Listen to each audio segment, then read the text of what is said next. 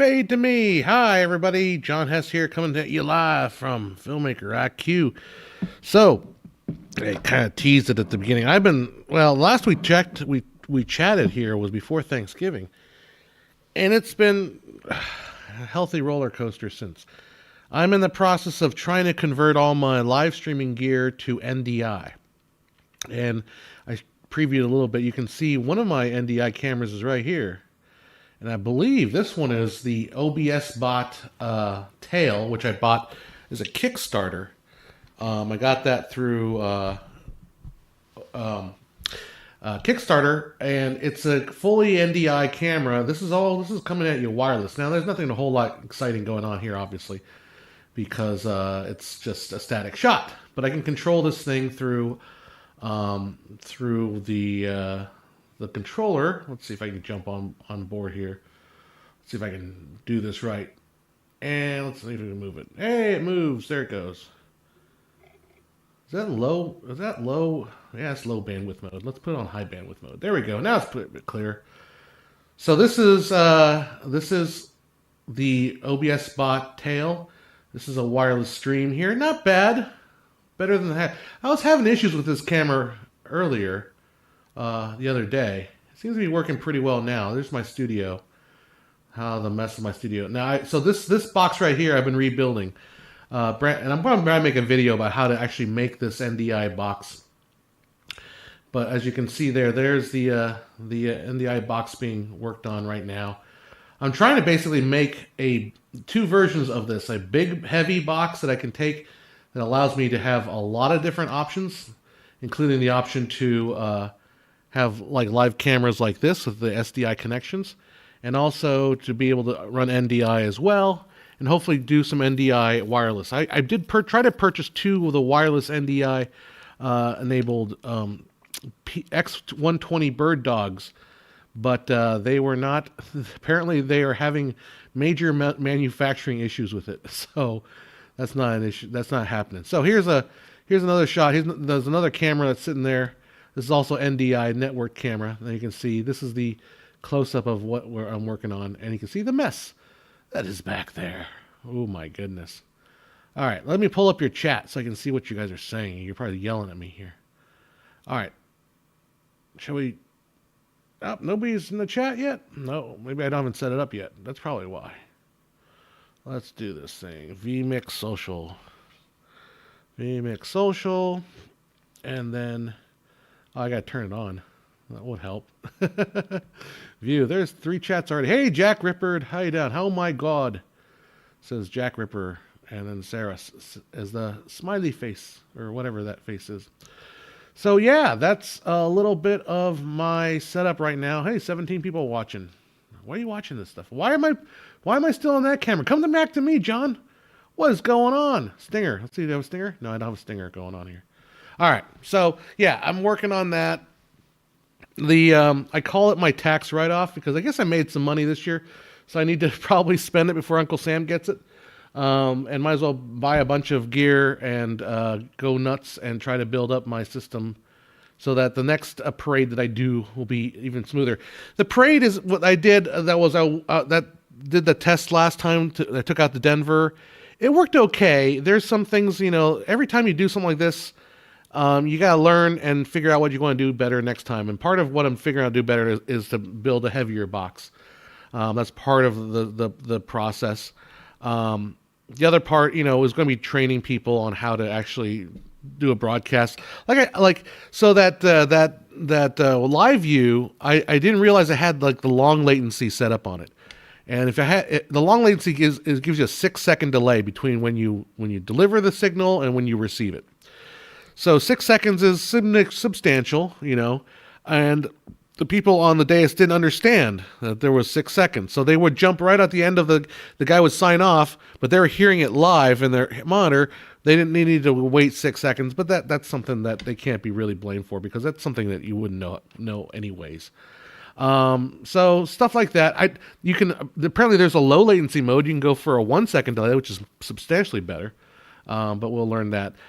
There was some issues with the HoloLand that I was having that kept getting out of sync, so I don't know what was going on with that. I need to work more on sound next year. I want to change how I even approach sound altogether. So, lessons you're learning. But the cool thing is I ended up taking all the footage I shot, the live stream, and the live stream had this weird echo to it, and I figured out why. Because one of the channels was probably taking a live sound for something else, and just got rid of one of the channels, got rid of the echo, and it worked out great. So the edited version to me is pretty darn good. All right, chats are not coming up. You guys are quiet. Maybe you guys are worried about what I'm going to say about Godzilla Minus One. So say hi in the chat. Let's see. Make sure you guys are. Do I have any weird chat settings going on here? Usually some more active participant moderation activity. I don't want that. Oh, well. Well, let's talk a little bit. Let's talk about it. Let me just make sure everything's all hunky-dory. Have you not seen Godzilla, Jack? Well, I would say this. Go see it. I wanted to kind of give you a little clickbaity title there at the top there saying it's not a good movie. It's a great one. I'm going to talk a little bit in depth about it. First, I want to say, well, we'll go with what we have. People will come in when they come in. All right. So I decided to go see Godzilla Minus One last night because I heard. Well, the reason why is because I was on Facebook and I saw this the Spielberg thing saying Godzilla Minus One, like a Godzilla quote from Steven Spielberg. It was like he said it was like the pinnacle of filmmaking. Let's see, Spielberg on Godzilla Minus One. Let's see what he said. Let me quote from you from the actual. Let's see if I can find what was actually said, because I haven't actually done this. Let's see. Steven Spielberg thinks Godzilla Minus One, this is Twitter, or X, is the pinnacle of filmmaking. And so I was like, well, if Steven Spielberg thinks it's the pinnacle of filmmaking, I should go see it. Why not? And as I was watching Godzilla Minus One, I often thought, yep, this is basically very much similar to Jaws. It's very much Jaws. It's a lot of influence of Jaws in the movie. Jeff F. says, hopefully I'm still coming through, right? Let's see. Yep, I'm still coming through. Jeff F. says, let me pop you on the screen here, buddy. Godzilla Minus One is my favorite movie of the year. It is fantastic. I would have to agree with you. To me, it is my favorite movie of the year, and I will talk about it. So I guess I'll give you a little bit. If you haven't seen it yet, here's just the basic premise of it, and then I'll go kind of spoilerish. But if you, it's not a movie so much as it's not a spoiler thing. It's not a movie where the spoilers matter. I don't think is how I feel. That's how I feel about this movie. But let's talk about the premise, and I can warn you about spoilers, and you can go watch something else or go drive in the car and buy a ticket and go see the movie yourself. So basically, it starts with a kamikaze pilot. And forgive me, I'm not good with Japanese names, so I'm going to just kind of use their titles. He lands on an island called Odo, and he from a mission. He was supposed to be a kamikaze pilot, but he didn't. He lost the nerve. He didn't actually go through with it. So he landed on this island with my engine was having me issues and I couldn't carry out the mission. Okay. All right, so they're all like, well, okay, whatever. And then Godzilla shows up on this island and murders everybody. And basically they tell him, hey, jump in the plane, use your 20mm gun and shoot at it. And he gets in the plane, but he doesn't have the nerve to shoot. He's so cowardly, right? He's so scared that he doesn't shoot Godzilla. And the Godzilla ends up killing like almost everybody on the island except for the pilot and one other dude, a mechanic. And so that was the first impression with Godzilla. Then the war is over. He returns back to his homeland in Japan, and it's all war ravaged. Everything is just torn down, and his neighbor thinks he's a complete coward for not being. He won't have to be a kamikaze pilot. You're not supposed to be alive. You didn't carry out your mission. So he's dealing with the fact that he cannot. He has just like failed at life, basically. And he ends up, then there's a girl involved, and she just happens to meet on the street, and she has a child. And she's being wanted by the police, but she kind of ducks out of the police. And then she hands him the child. And he's holding the child. He's like, okay, what am I going to do with this? And so he's sitting there, and he finally decides, okay, well, I better get going. So he walks away, and you know, and long story short, she becomes kind of a family unit with him. She follows him home. He lets her stay with him. And the kid's not really hers. The kid was somebody else's kid that she was managed to save from an air raid. Anyhow, years go by. He's still upset the fact that he did not carry through his mission. Years go by, and then all of a sudden, Godzilla is appearing. So that's the premise of the movie. I don't want to go too much further without warning you of spoilers ahead. It takes place immediately after World War II Japan. So it's sort of going back to that original.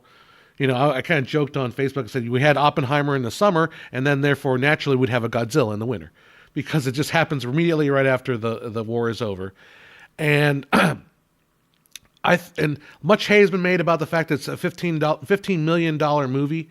It looks fantastic. It looks unbelievably good for a $15 million movie. It blows my mind how good it looks. To me, you can get nitpicky. You can go on Corridor FX, and those guys would probably be able to basically figure out what exactly is wrong with the shots. But to me, it doesn't matter, because ultimately Godzilla Minus One isn't about Godzilla. It's about these human characters. It's about the pilot, having this sense of not fulfilling his mission, right? And the ultimate story, and how, okay, let's kind of walk into spoiler territory. Bullet Silence, is it subtitled or dubbed? It is subtitled, which really surprised me. But I loved it. I loved it. I don't think I would want it dubbed. I think it would. It was made for less than 15 million. Jeez, that's insane. I mean, I could see where you could spend the 15 million. It makes sense. It doesn't have any name actors, or at least not that we're familiar with. And the effects are really good. They're really good. Like I said, maybe they're not I don't know. Maybe they're not Avatar good, but they're better than most Marvel CGI for sure. Marvel has nothing on these guys. These guys are so good. Don't spoil so much, Jack. Well, okay, so I want to talk about it, but I'm going to talk about it in in more personal terms. Like I was kind of saying, Godzilla Minus One isn't really a Godzilla movie. Look, honest speaking here, I am not a Godzilla fan. I mean, I like the more recent Gareth Edwards Godzilla, and then the King Kong movies. I know they're kind of intertwined in the storyline in the American Hollywood version. I'm not really a big Toho Godzilla fan. I don't even know if I've seen the original Godzilla. So I'm not a big Godzilla fan. Obviously I hated, I didn't hate it, but I was like, it's okay. The 1990s with Matthew Broderick one. Excuse me there. So I'm not the hugest Godzilla fan, but this movie, I was really deeply touched by it. And it because it's not about Godzilla. That's not the reason why I love the movie. I love the movie because of the story that it was being told. And that story, it hit really hard for me, who's this middle-aged, midlife crisis going guy who spends his Saturdays building this monstrosity of a computer, right?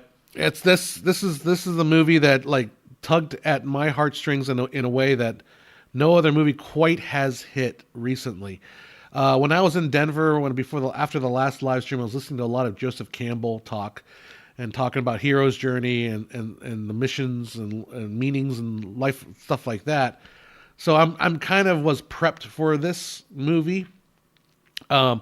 Ultimately, and I did read an article, I think it was Screen Rant or something like that kind of was trying to tie the allegory to a national sense of guilt that Japan had. I didn't catch that. To me, that doesn't resonate to me. To me, what resonated was this kamikaze pilot who does feel like he should have died in the war. It felt like he was not courageous, and had he been courageous, he has that survivor's guilt, right? He survived that first Godzilla attack on the little island, even though he was afraid to shoot at it. Now we all know if he would have shot at it with his plane, he would have been killed, because Godzilla's not going to, a couple 20 millimeter rounds is not going to kill Godzilla. That's not how you kill Godzilla. So we know as an audience that it wouldn't have done anything. But in his own mind, he thinks, if I would have shot that thing with my 20 millimeter gun in the plane, maybe I could have saved the lives of all these people. So he's got that guilt on his mind the entire time, and it prevents him from connecting with this girl that he meets on the side of the street that has this child. That's not even their child, right? It's not even her child. So he even though they lived together for like years and years and years as a scene, and they're like kind of like, oh well, how's your wife doing? And he's like, that's not my wife. We just, she just, and that kid, it's not her kid. But the thing is, like, the kid doesn't know any better. And the little child, who, by the way, is so freaking adorable. Like, I don't know, something about Japanese children. Like, there's that show on Netflix called Old Enough. I think I talked about this a long time ago. But something about those kids, they're so freaking adorable. I can't help myself when I see those kids. As I said, this is my midlife crisis moment here, like hitting me really, really hard. My menopause? That's what it is. All right, but like this kid, but basically his sense of guilt, right? His sense of guilt to not surviving the war, or his sense of guilt of surviving the war, that is, prevents him from trying to rebuild his life. Now he does try slowly to rebuild his life, but it's difficult, right? He's still got that thing. Now a Hollywood movie, okay, and this is going to get a little spoilerish, so sorry. Hold on, let's just see. Godzilla Breath in this movie, yeah, Godzilla Breath is pretty. I mean, again, I don't know much about Godzilla, so I don't know what the powers of Godzilla are, but like I just really like the story of the people. All right, so almost had me at the title. That's what I was trying to do. I didn't go full clickbait, right? If I went full clickbait, I would have put "it's a great movie" in the description. But no, it's a fantastic movie. So here's, let me regroup my brain here. Sorry about that. So I've lost track of what I was going to say. Totally lost track here. I'm sorry. I apologize. But anyhow, so yeah, what makes the movie so? Okay, that's what I was saying. I was going to tell you it's spoilerish ending. That's where I was going on. So I believe in the original Godzilla, the hero of the character sacrifices themselves for the good of the story. Sorry again, spoilers list, right? Spoilers if you haven't seen the original one, but spoilers on this one if those things matter, and I don't think the spoilers matter in a movie like this because it's not about knowing. I mean, I could see the ending from far away, like I could see how it was going to end from far away. It didn't diminish the emotional impact of what I was going to experience, because it's not about the destination, it's about the journey, and the journey is what is the emotional part. If I even ever know where the destination is, right? So I mean, if I tell you that, if you should, people that are watching this channel, I imagine probably have a little bit of inkling of filmmaking concepts, of storytelling concepts. You start off with a person that feels like they should have died in the war. Right now, a Hollywood movie might have treated it like, or even an older old Japanese movie, like he's now going to be on a death mission, right? He's got a death wish, because when the ultimate moment comes, when they've all gathered their folks, the one last stab at Godzilla, the guy who feels like he cheated, who didn't die in the war saving his comrades, would have to die in order to make the world right. That's the traditional Hollywood, and not traditional storytelling, right? I wouldn't even call it Hollywood, because it's pretty common. Independence Day, right? With Quaid. Jack Quaid. Not Jack Quaid. Jack Quaid's his son. The other Quaid, right? He's flying the thing. He's good. He sacrifices the ultimate sacrifice for. But no, instead, this movie doesn't do that. And that to me was such a felt appropriate. And again, I could see this coming. Okay, I could see this coming. I apologize. I'm trying to be vague, but I shouldn't be too vague. It's not a great movie. Relax. You're just used to watching so much garbage, your standards have gone down. I don't agree. I disagree with that, Jonathan. But I'm going to tell you why.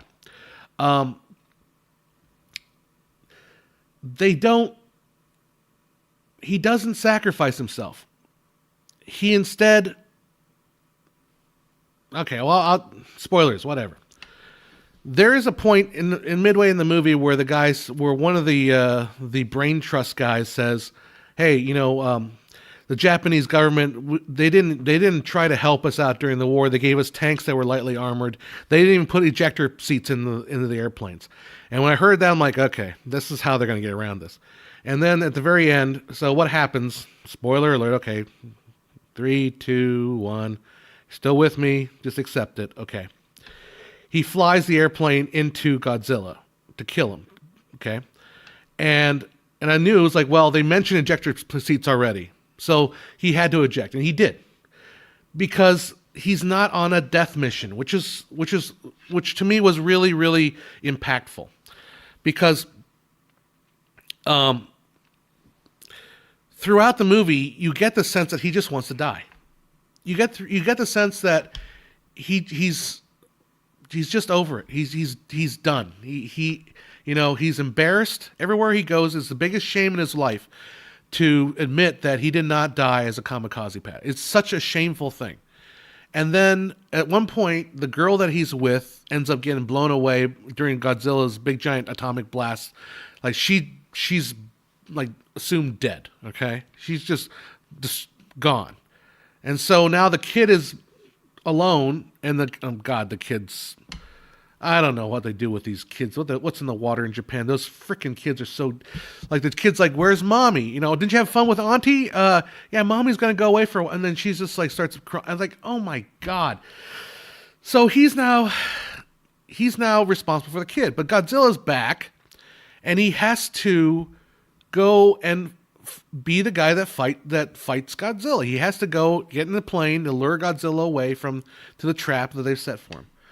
So in the movie's leading you on thinking, well, he's on a death trip. He's on a death mission to finally say, I finally fulfilling my destiny as a kamikaze pilot, finally fulfilling my role to die.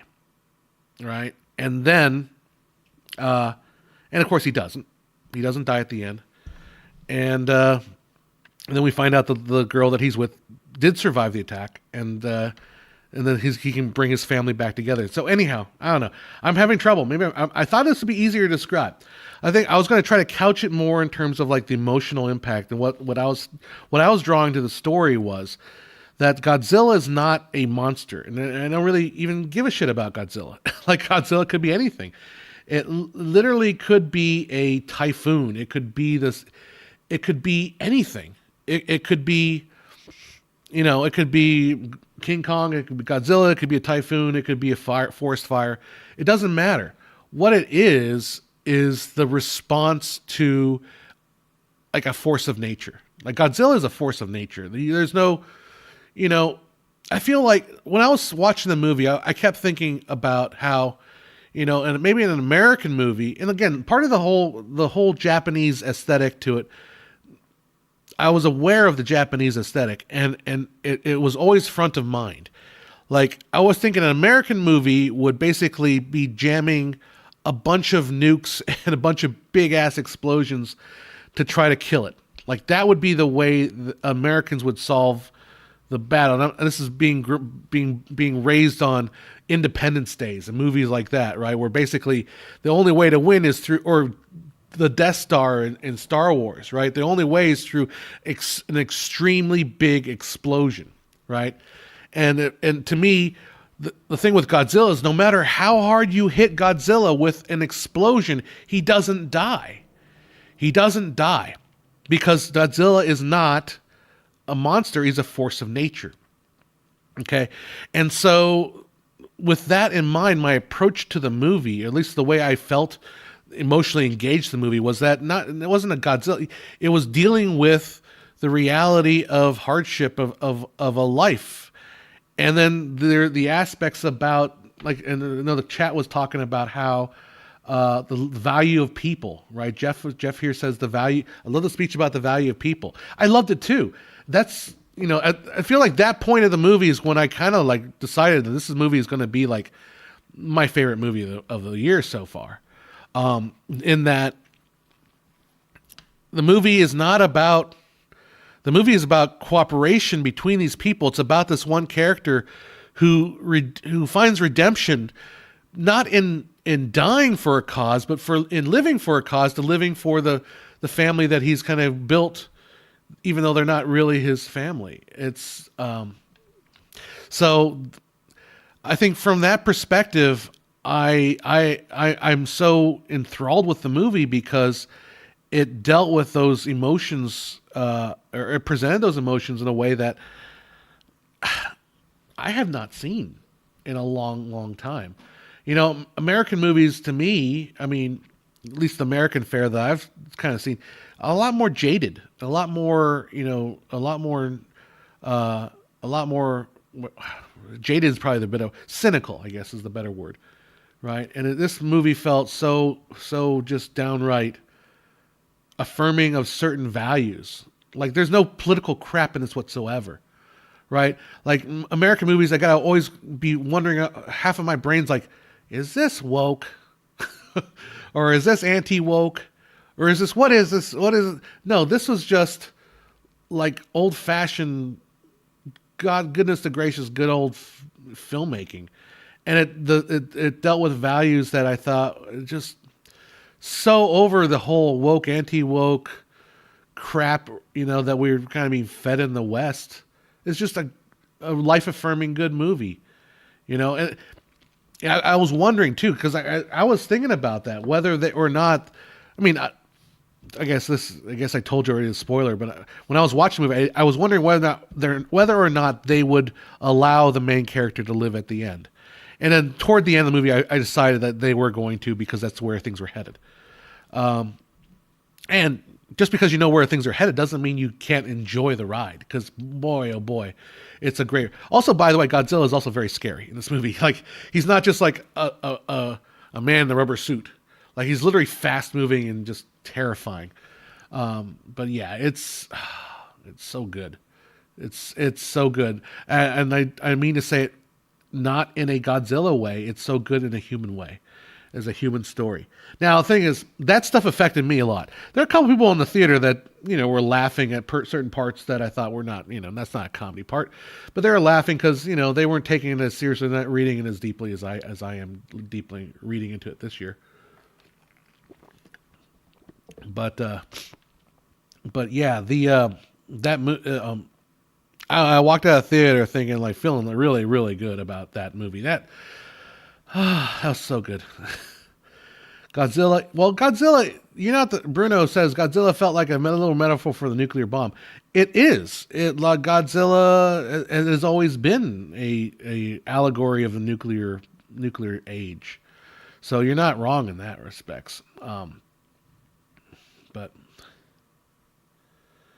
I have no money, so I'm not in a hurry to see any movie theater, and I have never seen a Godzilla film. Well, this is a good one to start on, because I'd say this is, well, I was listening to somebody, I think it was John Campy or something, that said, this may be the best Godzilla film, but it's more than that. It's the best film. It's just a best film. It's a good film. It's not, it reaches beyond the genre of kaiju movies.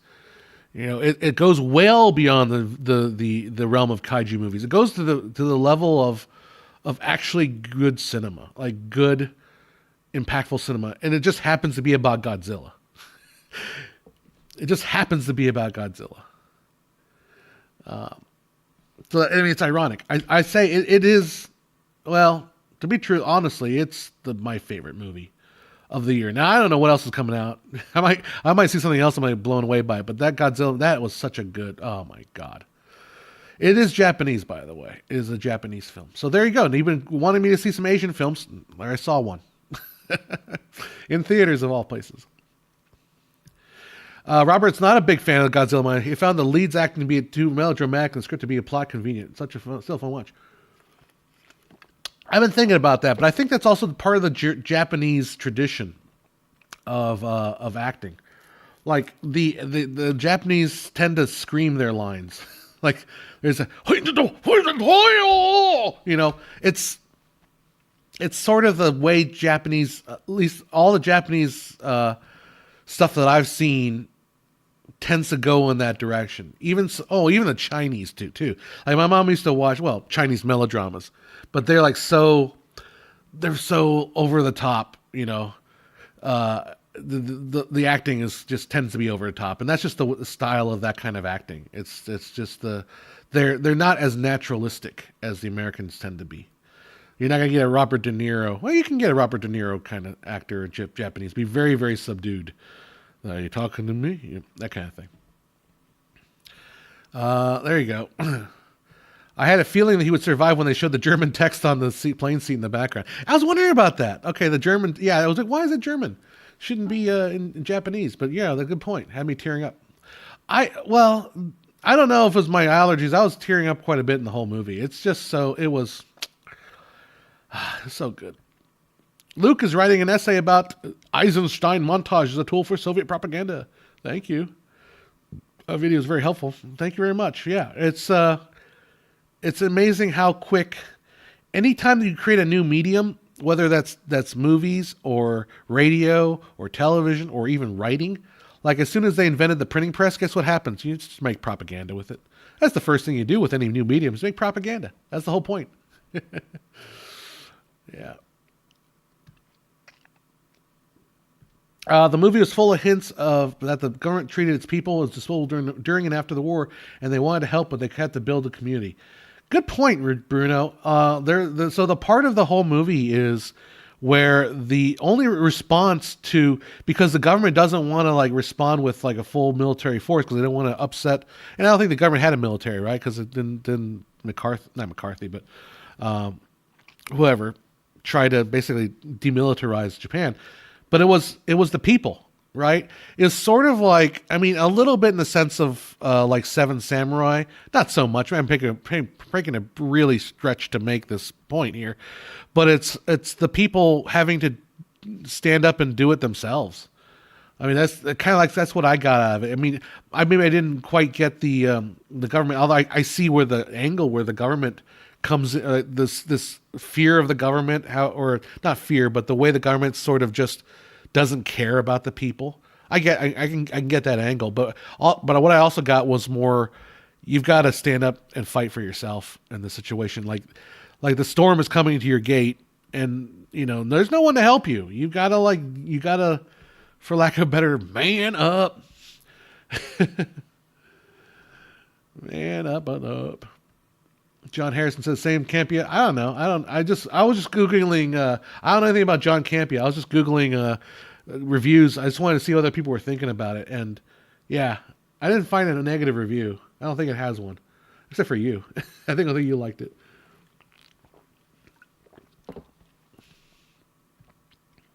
I think it sounds like you need to avoid more. I haven't watched American films, which I do. Which the internet whined about. Wish I was watching for great seasons. The cicadas. I can never pronounce that word.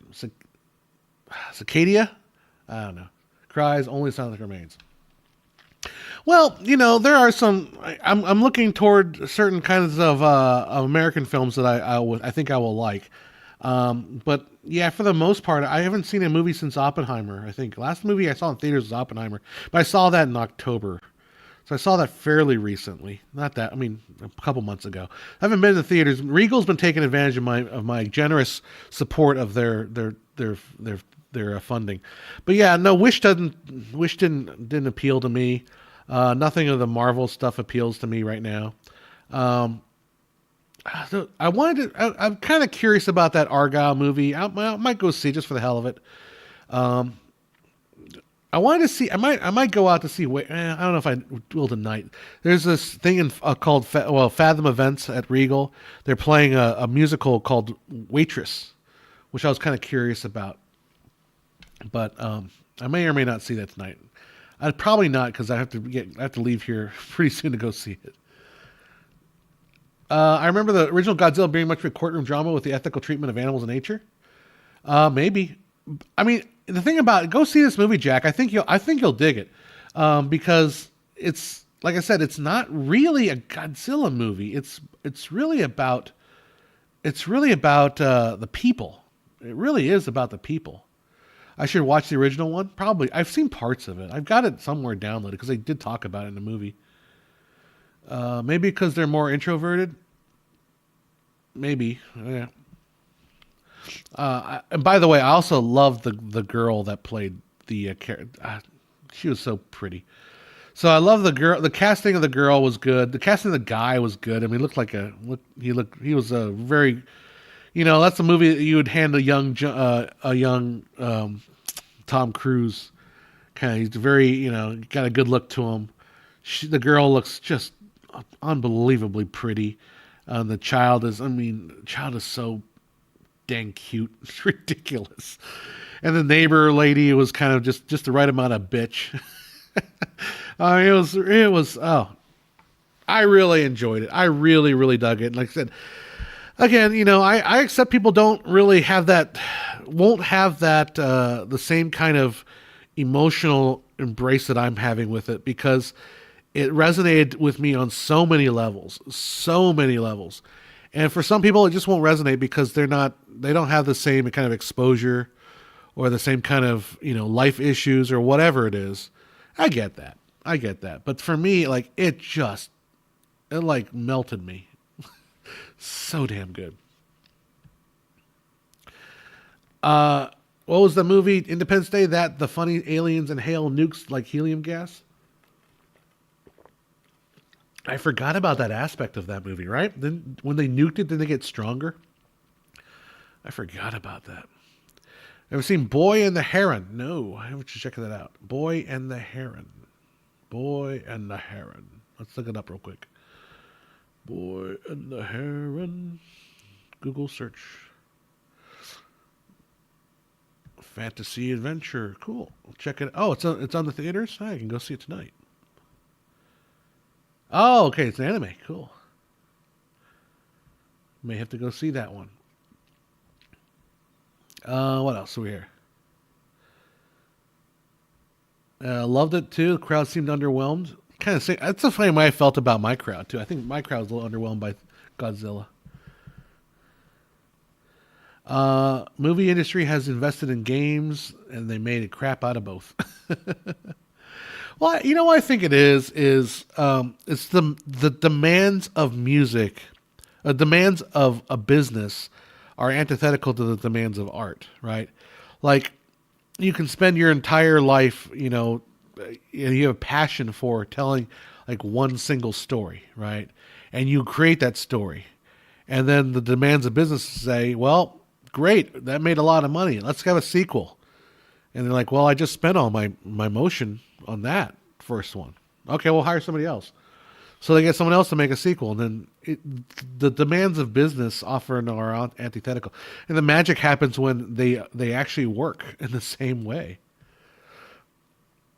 Bruno says, I want to see Waitress, the Sarah Bareilles play. The only reason I know about Waitress is because one of my favorite Broadway girls starred in it. And she was in it in L.A. for a while. Her name is Betsy Wolfe. And if there was a girl that I could like marry and just absolutely think is the perfect wife, it is Betsy Wolfe. Like, she's unbelievably gorgeous, and her talent as far as her acting ability when it comes to songs, like she did this play called Last 5 Years. So she was like the second of the major women to play the character in Last 5 Years. In Last 5 Years, if you don't know, it's a very interesting production. It's sort of this experimental theater thing. It's not really experimental, but it works. Basically, it's a telling of a marriage and a break and a divorce through two directions. The guy sings the stories from backwards to forward. So he starts at the very end, like they're divorcing. By the way, there's only two people in this play, a man and a woman, and the man starts off singing about how how destroyed he is, that everything's falling apart, and the woman. I'm sorry, it starts the other way. The woman starts at the breakup. The guy starts at the beginning of the relationship. And then they tell their story, and then they meet in the middle at the end of the second, and then the first act, which is when they get married. And then the story continues on as she goes back to the beginning of the relationship, and he goes back to the end, kind of thing. So it's like an intertwining storyline, right? And I've listened to several. Betsy Wolfe was the second person to play, I think on Broadway at least, the person to play the woman. And I've listened to several different other women take on it. And maybe it's because it's the first time I've heard, the first person you hear do a song, like no one else sounds exactly right. But there's something about Betsy Wolfe's interpretation of the lyrics.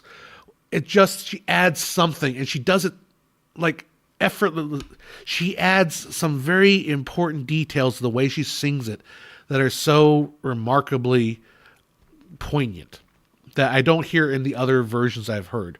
And by the way, they made a movie with it starring Anna, what's her name? The one girl that in Hollywood that they call every time they do a musical.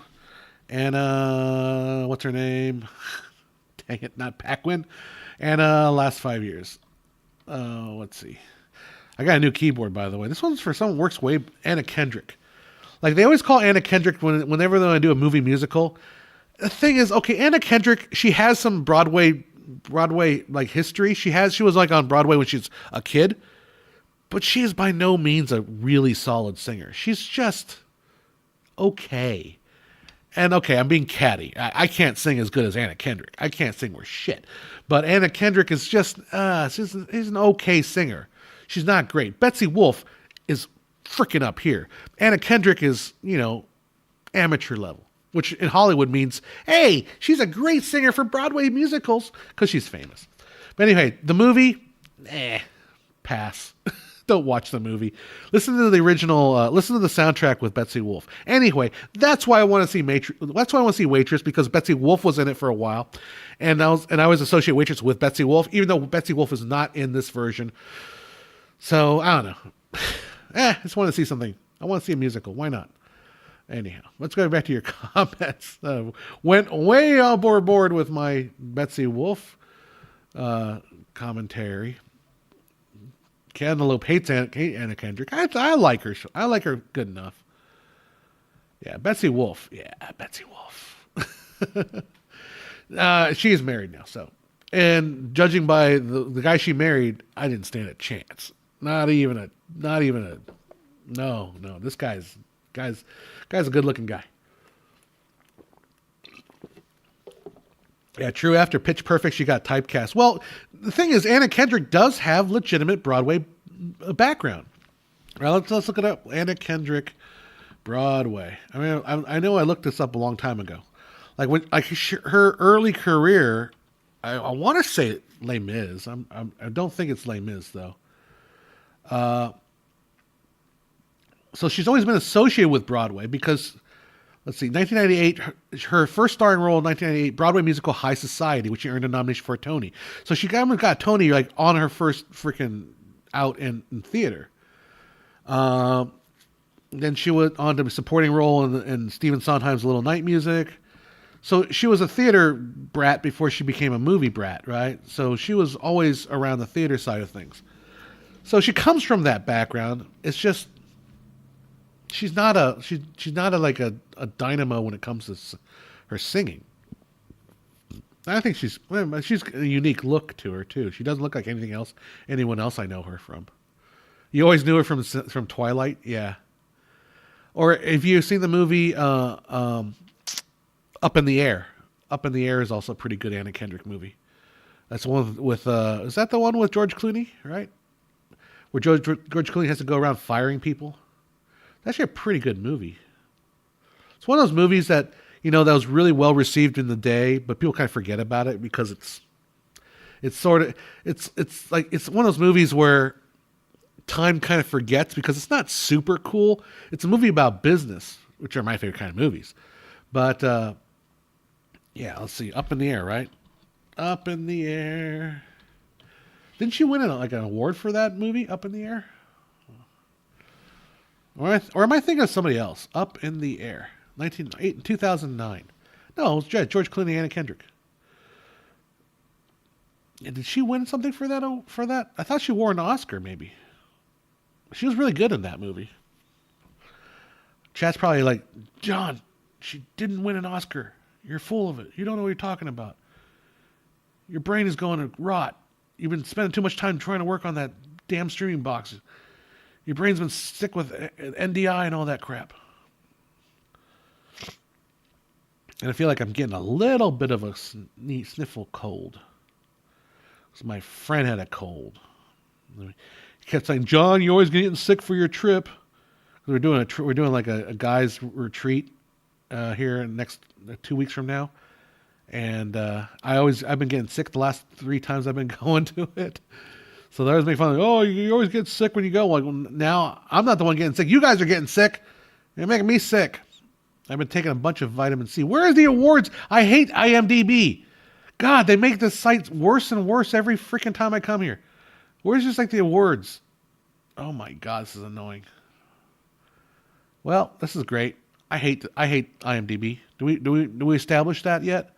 Do we establish that IMDb sucks? It used to be like good, and I was on this panel. From a college.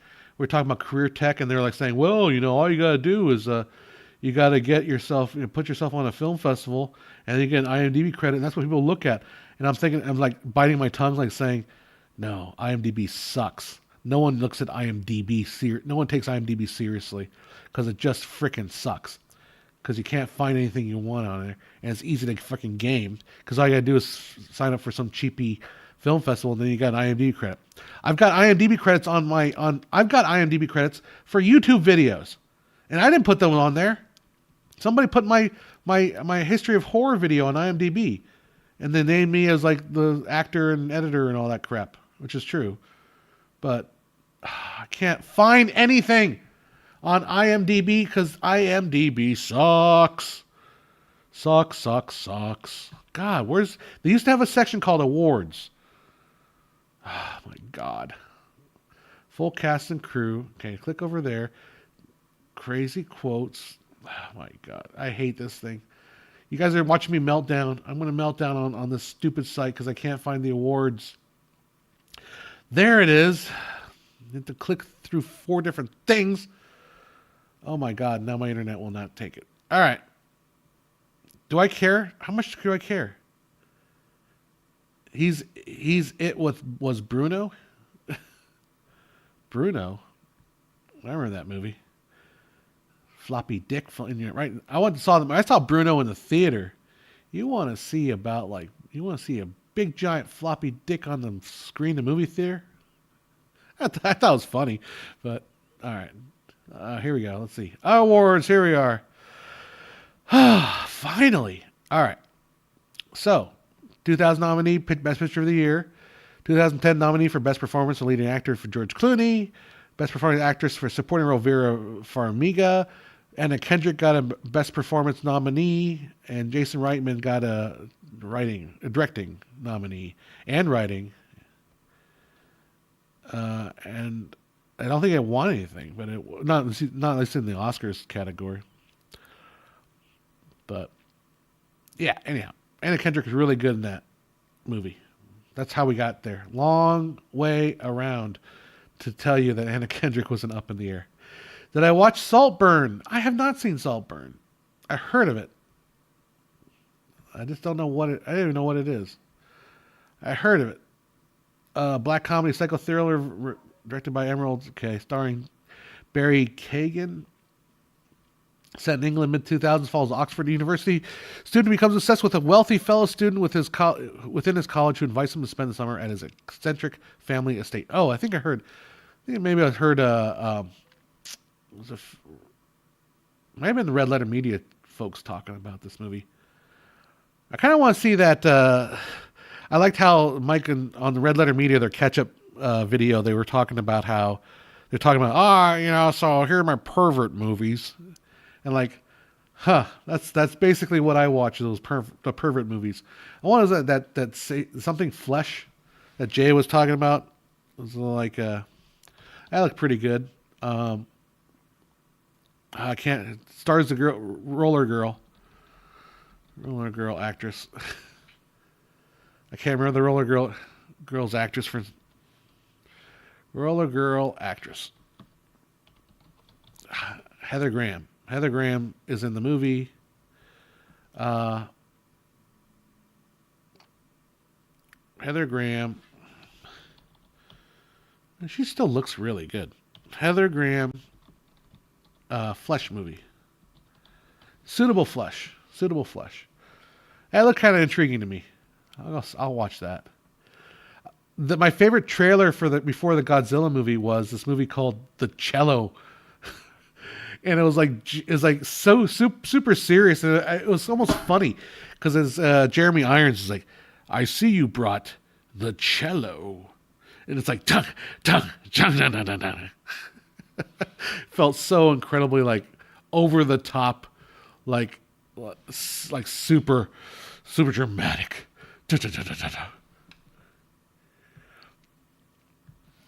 In the late, but one of the reveals in the end was so bad it felt like Rise of Skywalker level writing.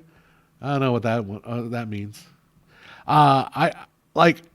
See, also the thing is, like, you're talking to the guy that liked Rise of the Skywalker.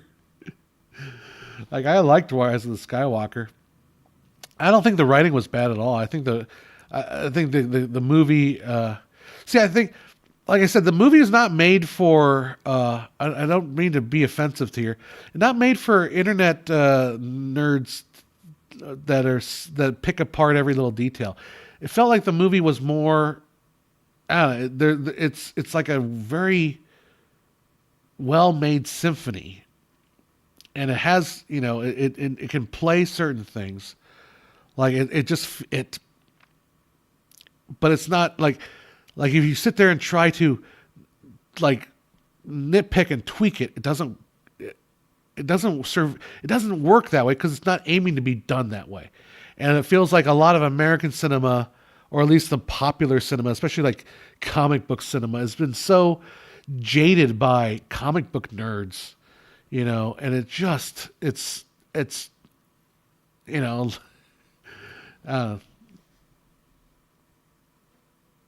if you're talking about the reveal, you're talking about the ejection seat reveal, like I saw that. I mean, I hand waved that away because I saw that coming from halfway through the movie. Last Jedi is where it's at. It's got Last Jedi. Wait, the Last Jedi. Which one's the Last Jedi? That's the third one, right? The one with the bikini. That was the best. I was growing up. I always liked the Last Jedi the best, even though I was supposed to like. Everyone says you're supposed to like Return of the Empire Strikes Back more. It's like, yeah, but that one's like sad. And the Last Jedi has. Wait, the Last Jedi? I don't know. Whatever. The third one has the bikini in it, and that's the one you want to see. I haven't seen Titan. Haven't seen that either. The killer was much like Mission Gone Wrong in the Hitman video game. Yeah, after watching Red Letter Media talk about Killer, I started getting more interested in that because it didn't seem. Return of the Jedi is what I'm. Oh yeah. The Last Jedi the one? I forget. Oh, the Last Jedi is. Oh, okay. Yeah. That's what I mean. Okay, you're right. No, I hated Rise of Skywalker. I take that back. That's how much I care about Star Wars now at this point. I hated Rise of Skywalker. I liked The Last Jedi. That's the one. That's what we're talking about. Never mind. I love Invincible. Hey, yeah. So I've been watching a lot of the Invincible shows. I've been trying to keep up. I don't think I may not have seen the most recent episode, but Invincible. So I've been getting into Invincible a lot. I really enjoy everything about Invincible. I'm keeping up with a new season of For All Mankind. I don't quite know where they're going with that one yet, so I'm just kind of going all along with it. The reveal talking about the character still being alive. I don't know if it was. I don't think it was bad writing. I think it was. So the character being alive is almost necessary for the story. Like it wraps the story up, and she delivers kind of the line that needs to be delivered, because no one really could deliver it more appropriately. What I liked, the best part of the writing I thought with that was the way that the next door neighbor like punches him. Like, you dumbass. She's still alive, you dumbass. Like, that was the best part, I thought. And then the very ending I thought was appropriate, because it was she has to deliver, like, it's more than just, I think the danger is to view it as a naturalistic acting. The way I've been perceiving these movies is not necessarily like this is a depiction of a story of real life, whereas this is a depiction of how myth would go. This is like what's necessary for the myth to wrap up. And I feel like her being alive has to be there. It just doesn't quite work without it. Ari Aster needs to chill. I haven't watched the new Ari Aster movie. I'm afraid to watch Beau is Afraid. I just, I don't know. You're not afraid to watch it again in the theater? Go see it in the theaters again. Why not? I might go see it again. Probably not tonight, but maybe like another time I'll go see it again. John Waters like Beau is Afraid? Well, there you go. I think, doesn't Beau is Afraid have a big giant like dick in the end of it? Or he has comically big balls, right? That's all I've heard about it. Hey Rick, how you doing? You're in the Caribbean? Oh, sweet. I wish I was in the Caribbean. But I got way too much work next week. Godzilla Minus One seems like it's set in 1947. That's kind of kill any enthusiasm for that kind of Japanese melodrama in the end of World War II. Generally much too cringy for me. Account, what can I say, dude? Like, you gotta like stop being such a little bitch. you gotta stop being a little bitch. Seriously. That is like the dumbest fucking reason not to see a movie. Oh, you little fucking whiny bitch. All right. If that isn't enough to get him off, I don't know. I don't want to see a movie because it's set in 1946. You're a little fucking bitch. Good Lord, account. Get out of here. You're trying to sound like you're smart and you know anything. You don't know jack shit. You're being a little bitch. I know, it's funny. It's LOL.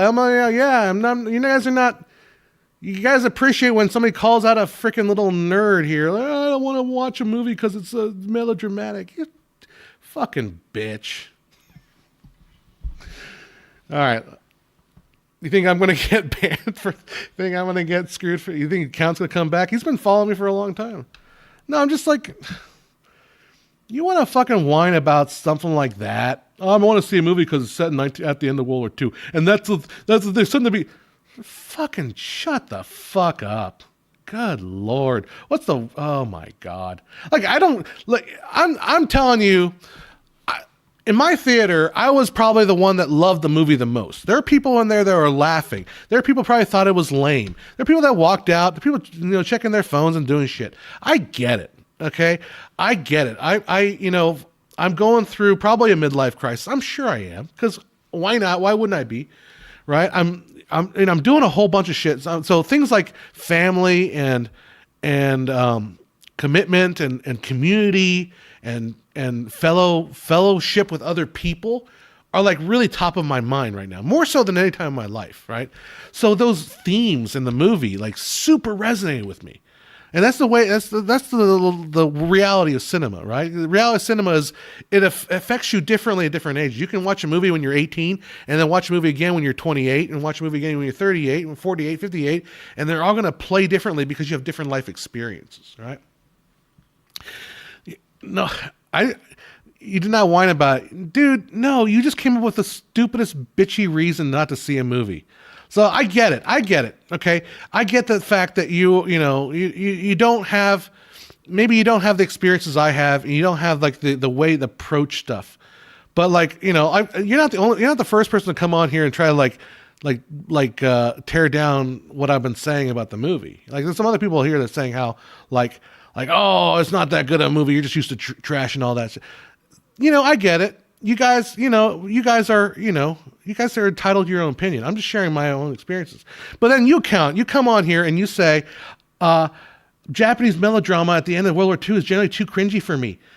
Like, just shut the fuck up. That is such a bitch thing to say. Oh my God. Whatever. You can go away. I mean, come on, dude. Like, that's just such a, I don't know. I don't know. Maybe Jack says, maybe watch it before you judge it. Maybe, I don't know, watch the trailer. Or I don't know. I'm not the only critic. I'm not the only person on YouTube that's singing the praises of the movie. Like I purposely, in my title of my movie said it's not a good movie because I was going to trigger people to click on it, clickbait it, because I honestly believe it is a great movie. I did not tear down the movie. My reason for not seeing the movie is purely monetary. Whatever.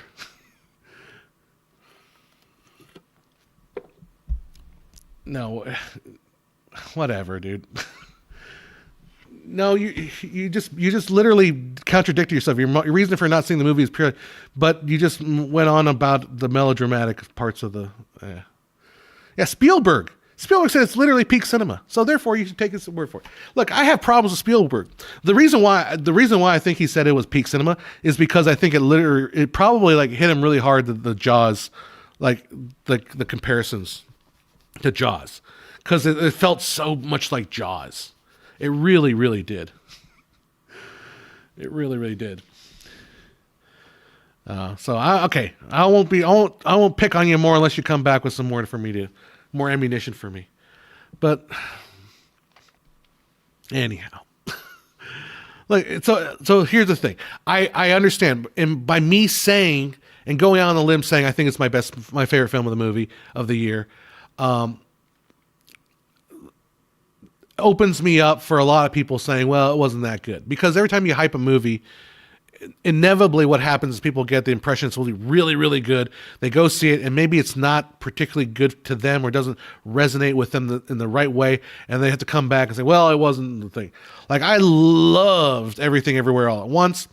And if you go on Reddit and you say, I love that movie, they got 20,000 responses saying it wasn't that good. It was whatever.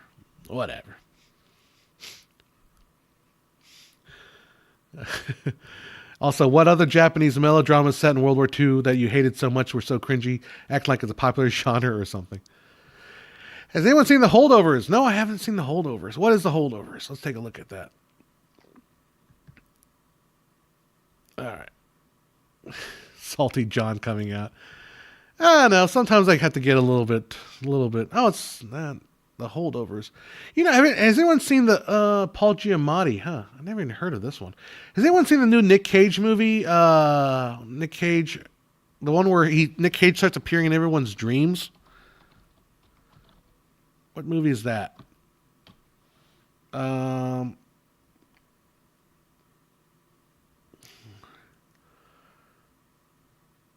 What's the name of the movie? Dang it.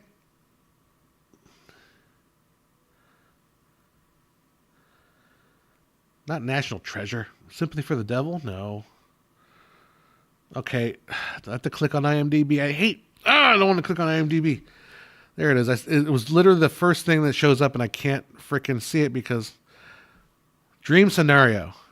7.4. That's not bad. That's probably good enough for a watch. 7.4. Dream Scenario. It's not playing anywhere near me. I mean, other movies I want to see. I definitely want to see that movie that Emma Stone is in.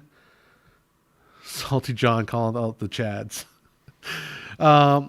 Dream Scenario, yeah. Dream Scenario, I want to see that. I want to see that movie, not The Favorite. What's the Emma Stone one? Oh my God, with that one guy that directed The Favorite. Emma Stone, Poor Things. Although that one does look very, very weird. I don't know if I'll enjoy it or not. Apparently there's a lot of according to Film Threat, there's a lot of nudity in that movie. So yeah, I want to see Poor Things. Although I'm gonna have to wear a rain jacket over to go see it. Uh,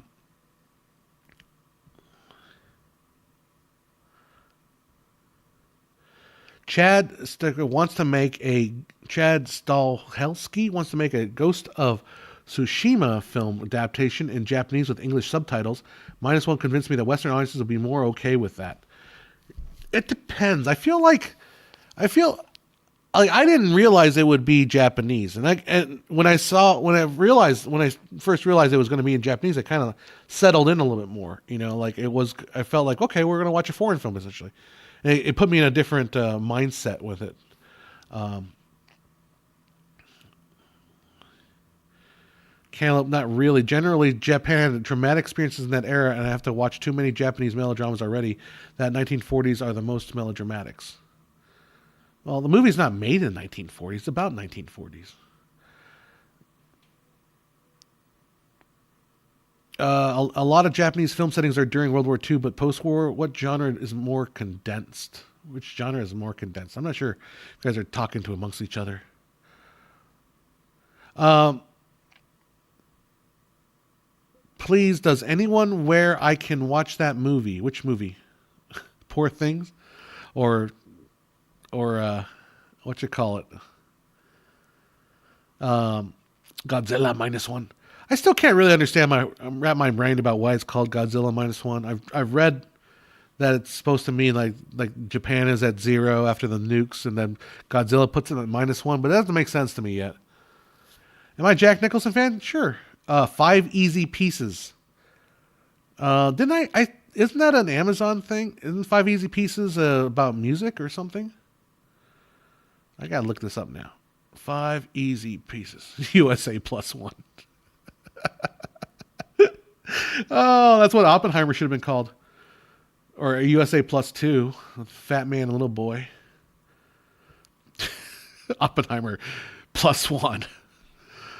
Five Easy Pieces, 1970. Oh, okay, going back a ways. I really do want to see that one that they did best of the worst on. I want to call what is it called? Red Letter Media. Um, it was not Junkie. Wish Upon. No, Wish Upon. I want to watch Wish Upon. Yeah, like everyone's talking about Wish, but I want to watch Wish Upon because apparently that's supposed to be like according to Mike, it's the AP of bad movies, and that sounds like what I want to watch. Half in the bag. All right. Yeah, if you do like Kurosawa, if you go back watch the old Kurosawa movies, like the acting of the Japanese Kurosawa movies they're in line with what we're seeing here with Godzilla Minus One. So it's that whole very it's a little bit over dramatic. Again, it's not the American style of acting, so it's got that little. Everyone's like super serious, and it's even more pronounced in like anime. Like I was watching what's that anime about the Titans, Attack on Titan, right? And like everything the guy thinks is like super dramatic, and it's only funny when you sit down and think about it. It's like I must get to the strategy, or else my friends will die if I don't get there in time. And the world is bigger than just having everything exactly the way you want it. And sometimes it's fun to explore other people's cultures and the way they do things and enjoy it without being a little bitch. There's something about the way that on every It's Always Sunny in Philadelphia, the way Max says little bitch, that I find so incredibly funny. Yeah, Kurosawa's Akira movies are very stagey and as well as the acting. I think that's like I said, that's sort of the style.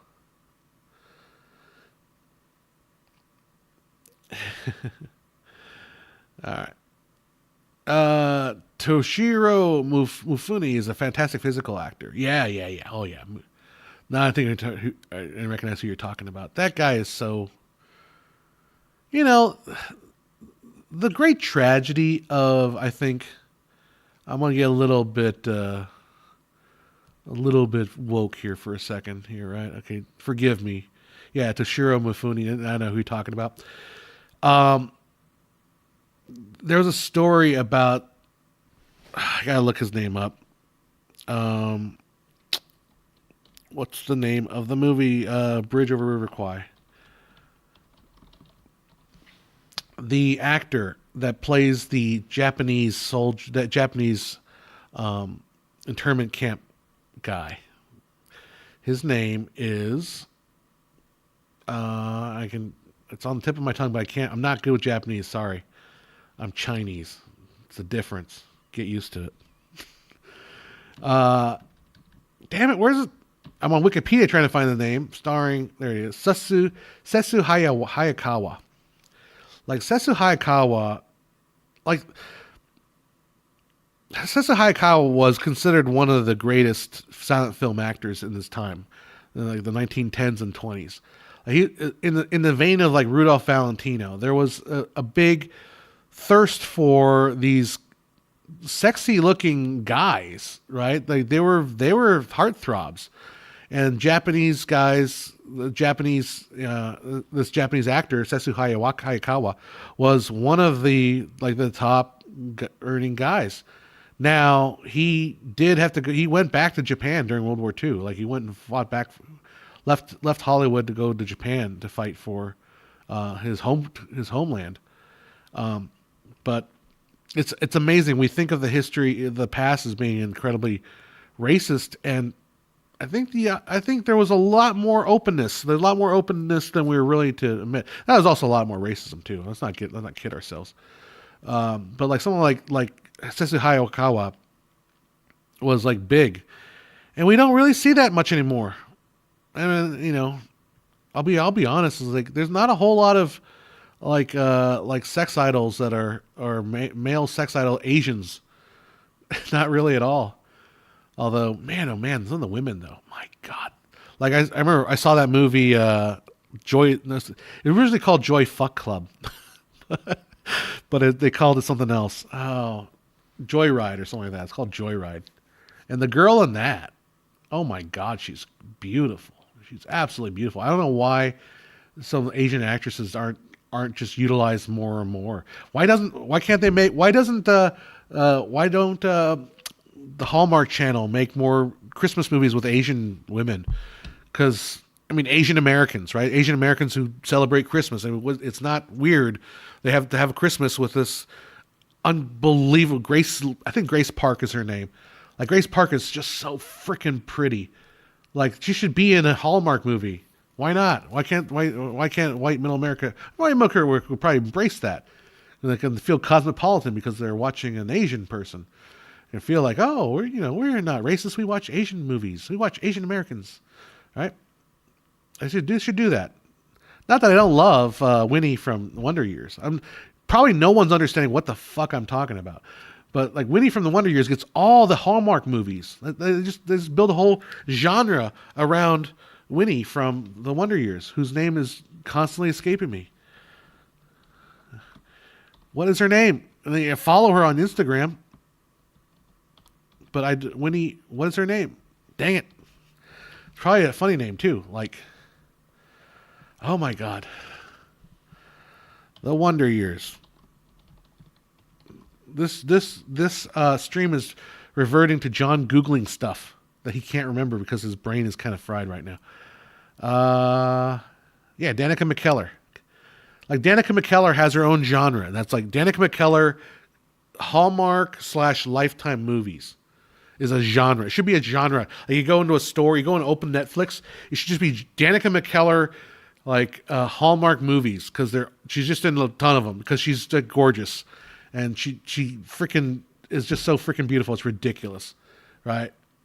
They should do that, but they should have like Grace Park Hallmark movies. It's like she's American, but she's Korean, but she looks American, and she has an American lifestyle, and she's awesome. Like, have are you guys familiar with Uncle Roger? Like Uncle Roger, right? Uncle Roger had he had that one Korean chef. What's her name? The Korean it's a Korean girl that's a chef on Uncle Roger. Auntie Esther, I think is her name. Esther, Korean Esther. You can look her up. Esther, Chef Esther. Esther Choi is her name. Right? Like I was watching some stuff with her on it. I had to stop watching it because she's so damn cute, and I couldn't take it anymore. I'm like, I am overdosing on cuteness here. This woman is so. First of all, she's probably a great chef. I'm not trying to like diminish her abilities as a chef or anything like that. Her accomplishments of who she is, you know, what she has accomplished with her own talents. But she's just so damn cute. Like I couldn't take it. I was overloading. I was just about to like just fall over from the amount of sensory overload with this woman. Just so amazing. I couldn't take it. Anyhow. No, not Mr. Rogers. Uncle Roger. Hiya. Hiya. For you. You guys don't know Uncle Roger? Am I the only person that knows Uncle Roger? No, come on. Like I brought up Uncle Roger to a lot of younger folks. They all know Uncle Roger, but they don't know. Now we know what John wants for Christmas. Oh, you know it. Danica McKellar. I want to be my own Danica McKellar Christmas movie. That's what I want. Ooh, Paper Moon. That's a great movie. I love that one. Oh man, it's such a fascinating movie, that Paper Moon. I've only seen it once. I should watch it again. It is a very, what's his name? The name of the director. I know I can visualize his name in my head, but I can't tell you who it is. That one dude, not Ryan O'Neal. Peter Bogdanovich. Yeah, Peter Bogdanovich, because I'm visualizing Peter Bogdanovich with Orson Welles, because he had like a big thing with Orson Welles. But yeah, Paper Moon's great. Yeah, I love that movie. I've only seen it once. I should watch it again. A lot of stuff I need to watch. Oh, Ryan O'Neal died? Is that why? Oh, okay. Oh, that's why we brought him up. Yeah, that's a shame.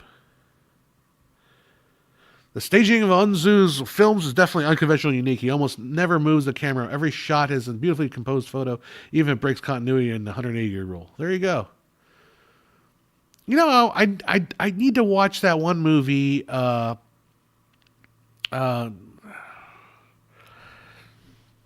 I keep telling him when I watch it, the Chinese movie. I'm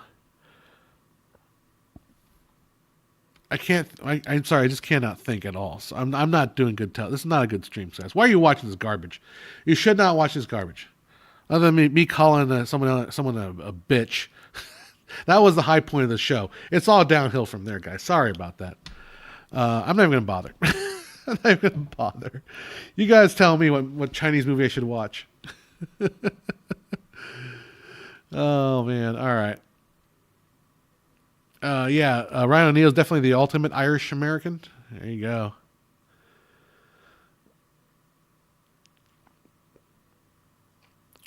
All right. Well, you know, I'll make one more point for a count here. I'm not talking about anytime flashback night. Optimistic films are made to be depressing.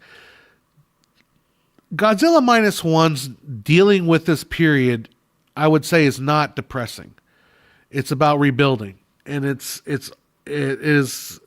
are scenes in there talking about the value of life. It is very life affirming. I don't get the impression that it's not like poverty porn. It's way more positive than anything. The wrestler, the ultimate Irish American, is gonna be upset. A wrestler. Oh, what's that? Did you guys see that trailer for that wrestling movie? Um, it had Zac Efron in it, and like man, Zac Efron. I never realized he was Iron Claw. Like, was Zac Efron that? I never knew he was like beefed up. Is he seriously that fucking beefed? I mean, it's insane. Like, I thought that movie was like the Lou Ferrigno story or something. My God. Like, I thought Zac Efron was like one of those. Maybe I'm just mixing him up with like One Direction or something. Like this, like the really thin. Or I'm so old that I think all boy bands are basically Hanson. You guys remember Hanson?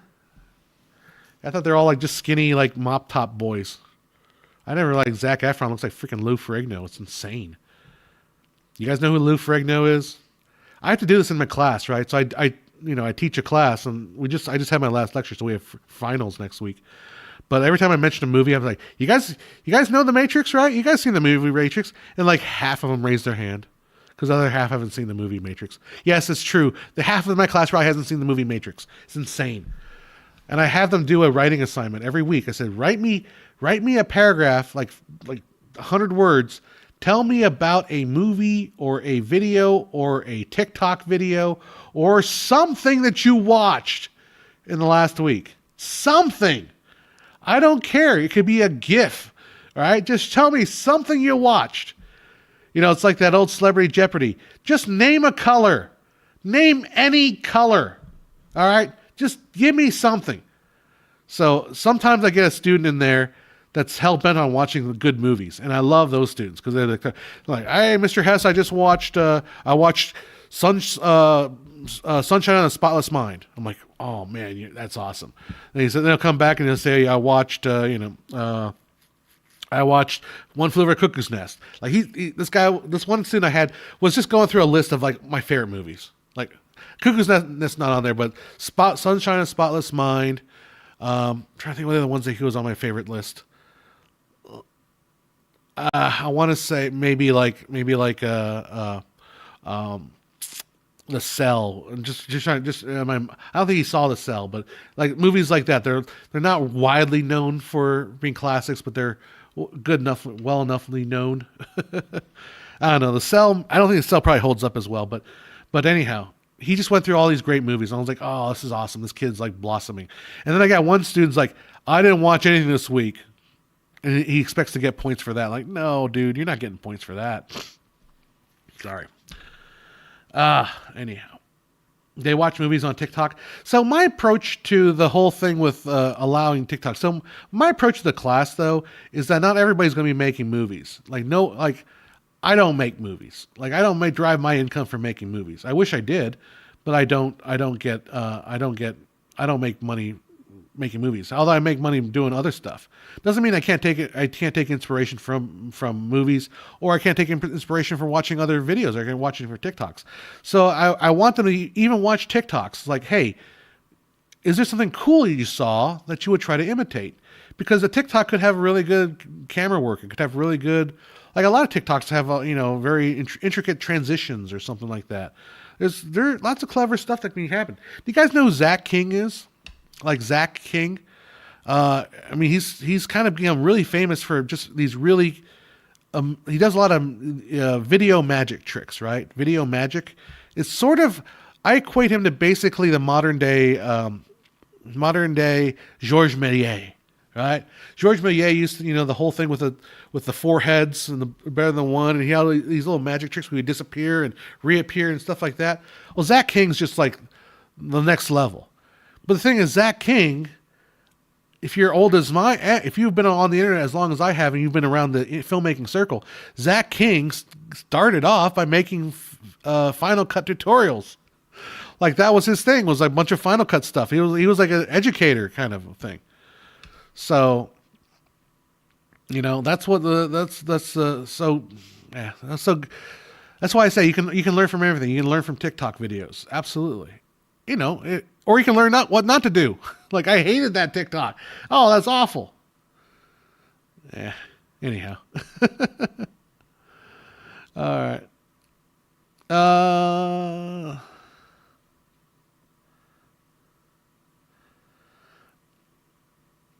interesting. Kurosawa had level of international acclaim also made him suspicious for many traditional Japanese critics who said his movies improved in subtitles and his dialogues were immature.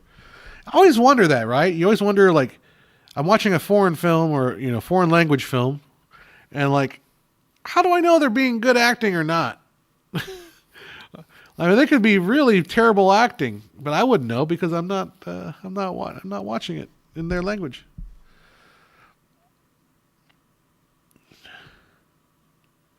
Do I want to make movies just like a dream or future ambition, or is writing and directing not for you? I would rather do I would rather make narratives, honestly. Writing and directing, absolutely. I love it, and I feel like I have a knack for a certain kind of directing. I have a kind of, my knack for directing is more in the performance area. I could shore up my cinematography, my camera directing a bit more. I could practice that some more. I think I will probably next year, in the new year. The thing is, though, it's hard to argue against money. I don't get paid to do that. I get paid to do a lot of video stuff. And then handsomely paid, which is why I can afford this beast. Oh, yeah. I mean, this is paid for by all the work that I do. So, and I find that work fun too. I'm very open to that kind of work as well. All right. So that's why. I wanted to address one comment I saw earlier and I forgot to address it. Is it depressing teaching? I don't know. Actually, I don't. I'll tell a story. Now, I had one of my friends come in and do a little talk about getting a job in central casting as a background actor. And one of my students took the advice to heart and contacted the background general casting and tried to get an audition and get her headshots and all that. And she got it. And she just told me on Friday that she got a job. She got a job as a background. And she said it was for Grey's Anatomy. I don't know. Is Grey's Anatomy still running? Whoops. No, I broke it again. This is the second time I broke my thing. Oh, yeah, that sounds terrible. Is Grey's Anatomy still on? I don't think it is. But maybe it's a show like Grey's Anatomy. 20 seasons. Holy moly. I think it's still going. Yeah, I guess season premiere March. No, maybe.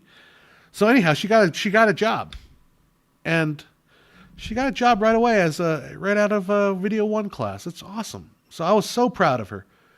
The thing about teaching, and I've talked to my boss about this too. So hopefully I'm not speaking out of turn here, but my class is sort of a weeding out class.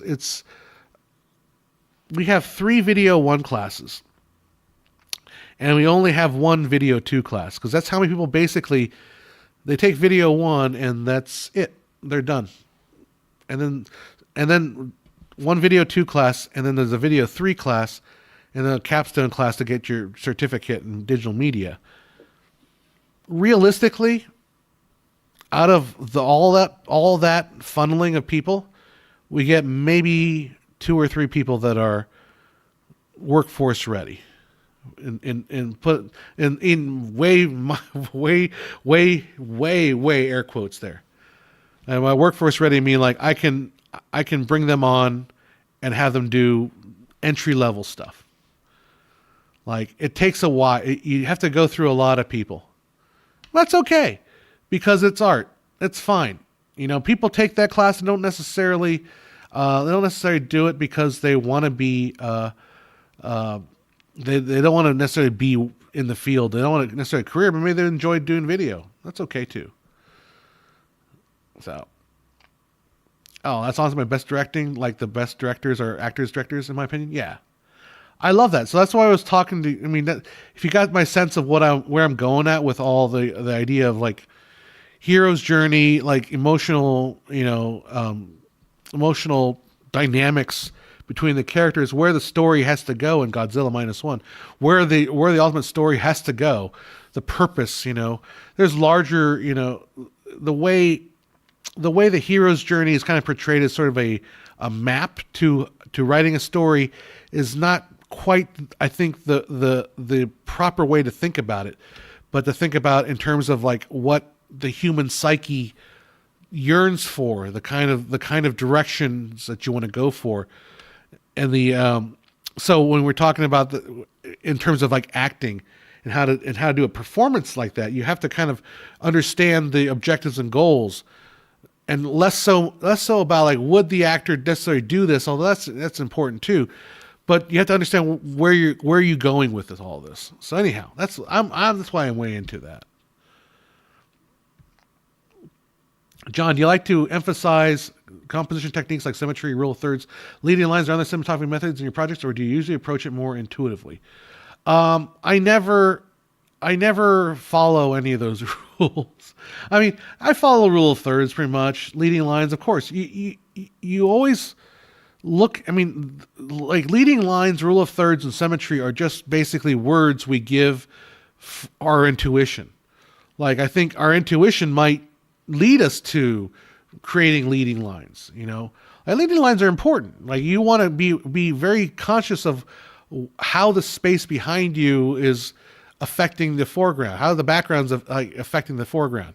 The common mistake is to have a man standing in front of like a plant, and it looks like his hair is basically like a bald man like me, and his hair is like basically a bunch of leaves, right? You don't want that. So you're constantly, observing the background, and you're constantly trying to observe things. And what's intuitive to me, I feel like I've had an experience where I can intuitively make a shot work, at least on a basic level.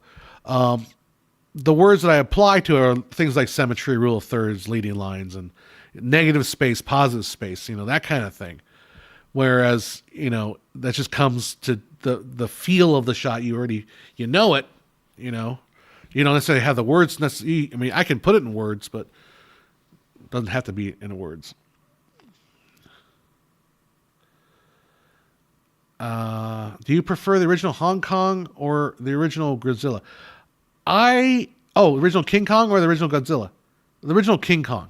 The original King Kong is, to me, a more interesting movie. Well, the original King Kong is worth a watch just because of all the different, like, techniques being used. It is such a amalgamation of so many different techniques, like stop motion animation, double mirrors to project stop motion animation while you're having real actors over here. There's just so much going on, and so many different techniques being used. I just think it's a much more interesting film. I mean, the original Godzilla, I'm not going to try to knock anything down. It's just, I think that's more. And I was never captured by that Godzilla until this movie. This movie captured me, but again, it wasn't because of Godzilla. It was because of the actors. Yeah.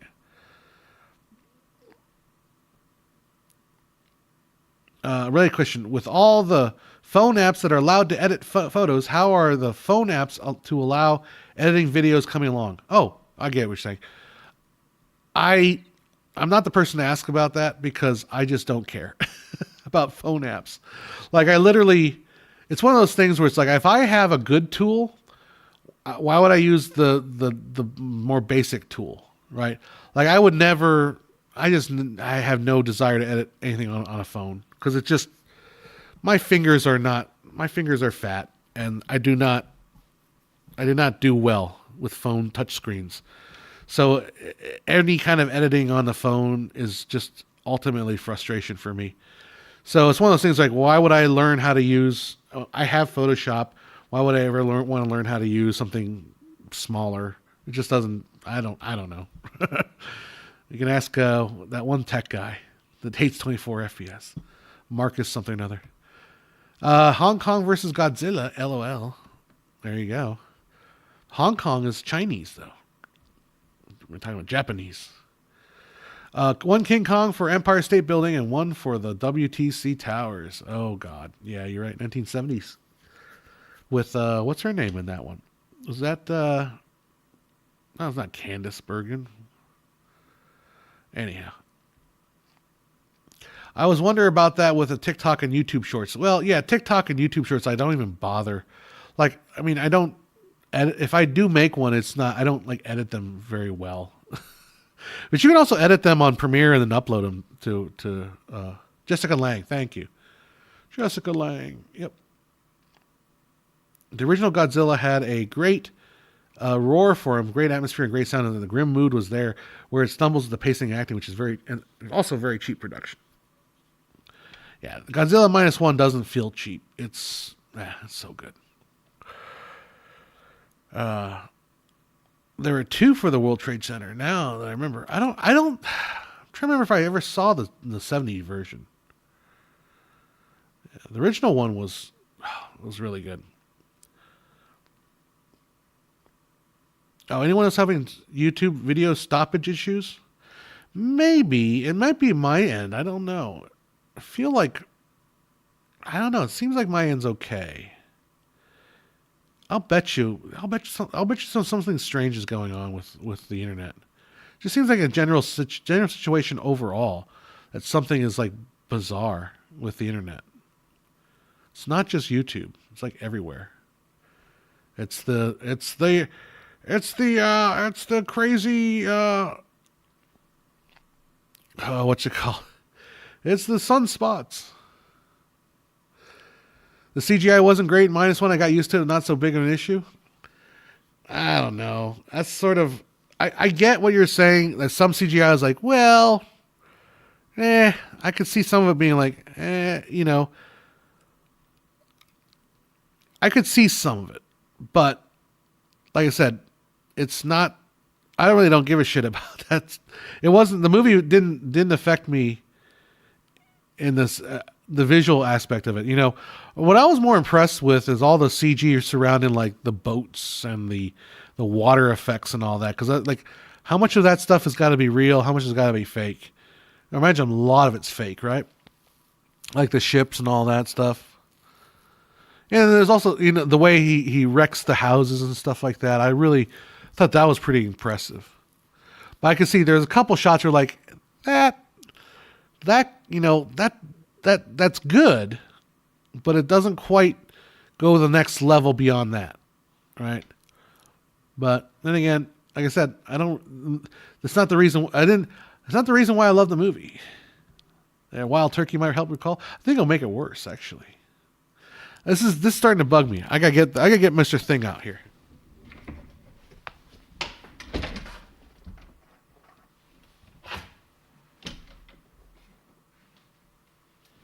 This is the second time. I know that probably sounded there. I broke my thing. Where's the other leg?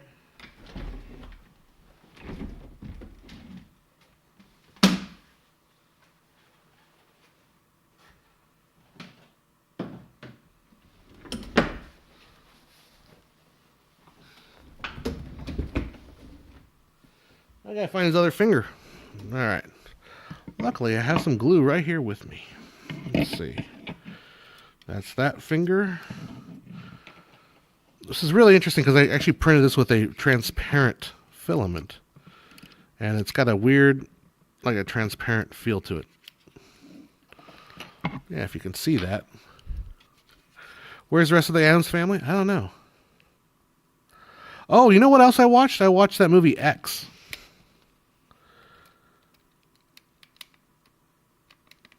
Yeah, I watched that movie, the horror movie X. I thought that was pretty good.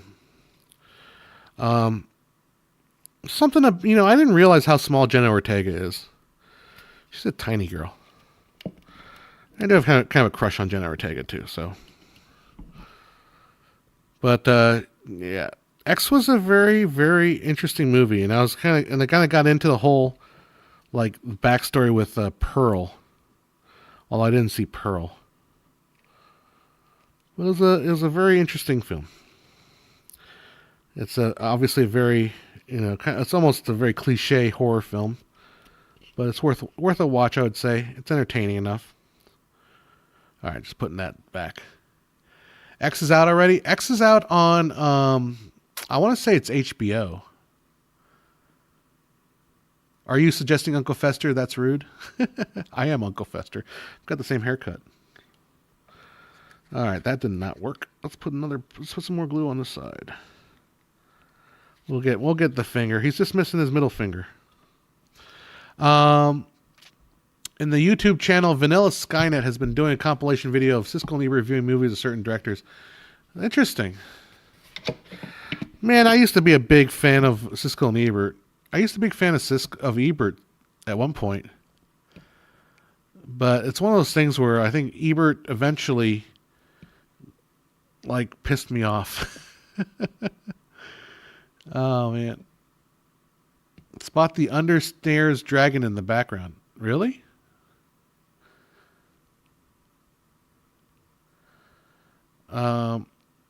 Let's see.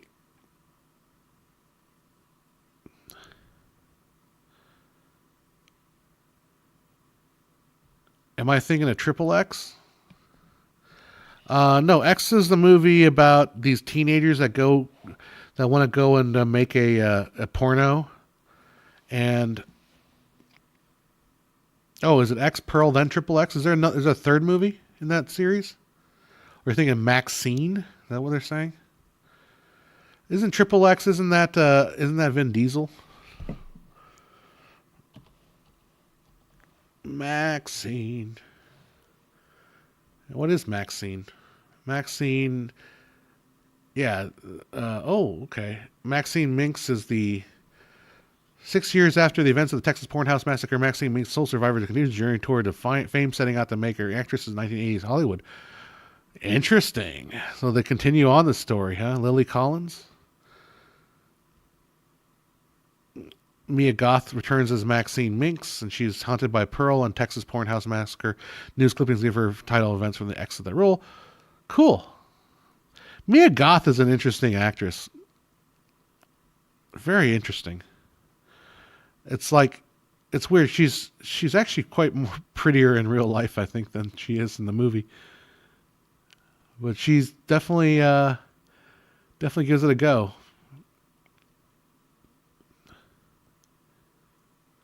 All right, there we go. Maxine, that's the Diesel. I'm thinking Triple X. X gonna get ya. Remember that? All right. This show be called Remember That? Hey, you remember that thing? It's an Norm Macdonald show. So now we're just missing the middle finger. Somewhere around here. Probably have to find it after the stream. All right, well, we'll put it over here so it doesn't bug any people. Was Supreme Leader Snoke really Ernest P. Worrell? Well, Vern, you're going to find out. I'm thinking that's the Ernest, right? Wouldn't that be hilarious if Snoke was really Ernest? Ernest scared stupid. That'd be awesome. Oh, Vern. Who was Vern? You ever figure that out? Was that the biggest mystery that no internet autistic assholes have figured out? Like, gone down the rabbit hole to figure out who the hell Vern is? You know what I'm talking about, Vern? You know what I'm talking about, Vern? They gotta reveal this, man. Finally. All right, fun. Here we go. Count's going to try to get on my good side now. Got a question about copyright. Music song of America, 9mm, mixed with a dance animation of a Japanese YouTuber, got watched by millions of views. If sued, who got more of the claim on the video? It depends. So YouTube doesn't really work very well as far as how they understand shares, which is really kind of a dumb thing about YouTube. So I can make a video about anything. I can use a 5-second clip, right? And of a music, I can use let's say a minute of my 25-minute video contains some copyright material of a song, right? And then I run ads on that video. The people can take all of the money because it doesn't matter whether it's 1 minute or the entire video or even a tiny bit of the video. It all goes to whoever makes a claim. Now, in the case of probably what would happen if it plays out, what would happen with YouTube is it would just split the money between. What would happen is if both parties claimed that video, then the money would be split between the two sources. Which country laws do the YouTube go by? Actually, it's not. I think it follows the law in which the infringement occurs. The country which the country in which the infringement occurs, I believe, is what happens. But United States and Japan are. Don't forget there's something called the Berne Convention, which is an international treaty. So international treaties, everyone has the same, essentially basic laws. So yeah, so both Japan and the United States would have essentially the same laws, regards to YouTube or copyright. I know. Count's trying to get on my good side. It's okay. I called him a bitch for entertainment value. That's all it was. All right. Did I see Infinity Pool? No, I have not seen Infinity Pool. I should see. Oh, I'm getting a little tired here. What time did I start? I think I started an hour and a half ago. So we've had a joyous conversation. All right. So my next week is going to be freaking insane. I've got to come back and make some filmmaker IQ stuff. But I'll tell you what my next week. Monday, I'm probably going to drive up to Canon and take my camera back to get it repaired because a plastic part broke off of the lens that I own. My cinema lens, which cost me at the time $5,000. It's probably now worth about $2,500 or something like that. But I still want it fixed because it's the port in which you plug in your thing got broken off. And I want to take my XC15 in there too because the bottom plate started bulging out, so it doesn't sit flat on a tripod. So that means I got to drive to Costa Mesa on Monday, which means I'm going to be stuck out there unless I get back really early. If I head back really early, I think I can beat traffic. But if I go to Orange County these days, it's like a 4-hour return trip. It's freaking awful. It's awful. Tuesday we have a student of the month, which I will definitely be using this guy. This is my new stream box. This whole thing. So I'm going to probably bring it out for the student of the month program. And then I also will be doing a city council meeting that night. So I got 2 things booked that day. Wednesday, I've got a Christmas party I'm doing some photography for. That's all there is on Wednesday. Thursday, I've got a choir concert that I'm recording. Christmas choir concert, so I want to get that turned around as fast as possible. Then Friday, I've got a finals for my class, and then and then a press conference in the morning that I got to live stream, which I might or may not use this guy. I don't know. We'll see how insane it will be if I use that or not. And Saturday I have another choir concert I'm recording, and then Sunday I have a piano recital that I'm recording. So yeah, I ain't gonna have a freaking moment to breathe this next week. It's gonna be nasty. And then after that, I'm gonna do my retreat here. And just go off in the mountains and drink heavily. And I think my internet, something's going on with YouTube. It's weird. So, yeah, that's the story with my week coming up. It's going to be freaking insane.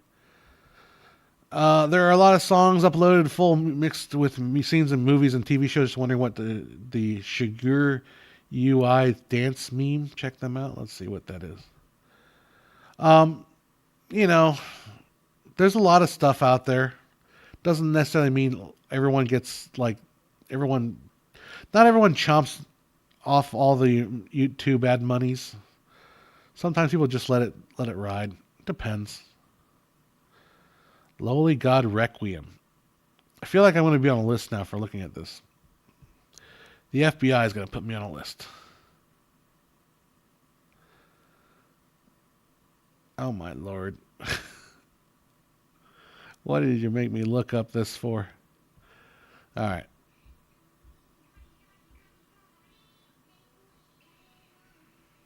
I have no idea what this is.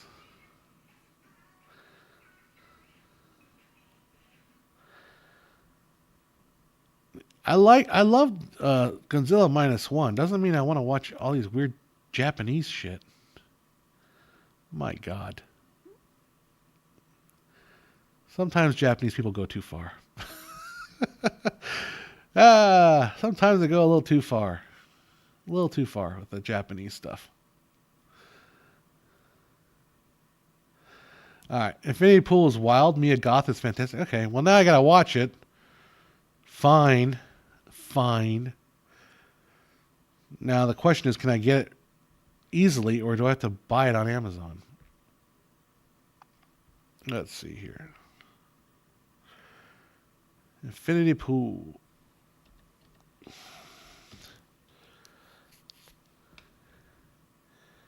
It's on YouTube for $1.99 or on Hulu. Oh, dang, looks creepy.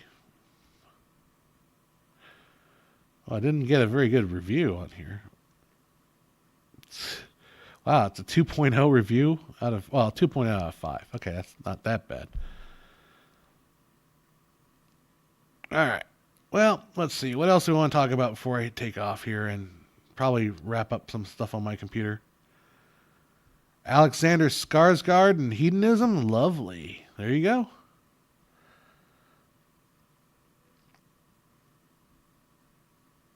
The FBI has me on a list for Jenna Crush. What's wrong with Jenna Ortega? She's a lovely girl. How old? I mean, is she underage? How old is Jenna Ortega? She's got to be, what, like 20, 25 or 23 or something like that? She's young, but...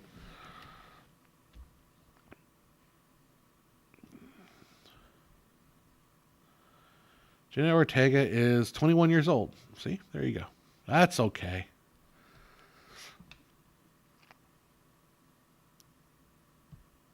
What can I say? I like little girls. Wait, no, that doesn't sound right. Oh, crap. Now I'm on a real FBI list. I like short girls. I also like tall girls. I like them all. People says he looks too young. Jenna Ortega? She doesn't look that young. Yeah, clip that shit. Don't clip it. Where's Rigel? He's usually here to like quote me out of context. Maybe he's too busy having a holiday party or something involving other people, not fake people like me. All right. Cronenberg's son is good as long as he doesn't use Caleb Landry Jones. There you go. All right. Jack likes his gilfs. Very, like that one scene in The Shining where like that's the hottest scene in the world, where that lady from the bathtub starts kissing Jack Nicholson. Jack Nicholson, yeah, that's his name. Left Hand Puppetry just got here. I was just about ready to sign out. Well, now that here, I got to chat with you for a little bit. Oh my gosh. I found the pretty ladies of Korean, Vietnamese, Chinese Americans dancing to that sugar UI. I really want to know if they can keep the money earned by dancing to animation and song from someone else. It depends on whether the guys that make that song care enough to. Jack, trying to answer a serious question about copyright, and here you just freaking, I'm not even going to read it, but I'll leave it on the screen. Back to this comment. It depends. Like I said, if they allow it. Although I feel like one of those things where if it comes to memification, it's harder to monetize. Like if something goes completely viral like that, then it doesn't quite. It's hard for them to pull the reins back on that kind of stuff. So, what's up, Left-Handed Puppetry? Now that you're online, I feel like I must stick around for a little bit. I could try to find that middle finger. That could be my goal before we leave here. Find the middle finger of the Thing, because the Thing is missing his middle finger. Yeah, he needs his finger back. Wait, that didn't sound good either. Let's see. Where is that middle finger? Is not visible right away. That's not good.